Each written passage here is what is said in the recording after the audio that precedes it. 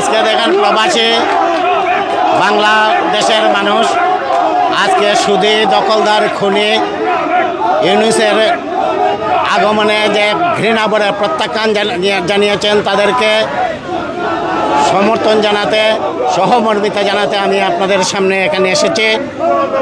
আপনারা জানেন যে বিগত 5ই আগস্ট যে একটি মেটিকুলাস ডিজাইনের মাধ্যমে একটি বৈধ সরকারকে তারা উৎখাত করে বাংলাদেশের রাষ্ট্র ক্ষমতা দখল করেছে।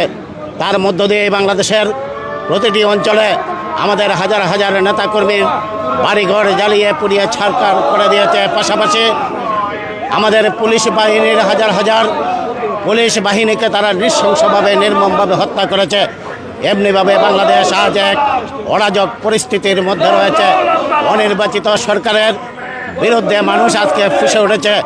বাংলাদেশের মানুষ ইতিমধ্যেই বলতে শুরু করেছে, আমরা আগেই ভালো ছিলাম, জননেত্রী শেখ হাসিনার শাসন আমল ভালো ছিল। বাংলাদেশের মানুষ ইতিমধ্যেই তা অনুধাবন করতে শুরু করেছে।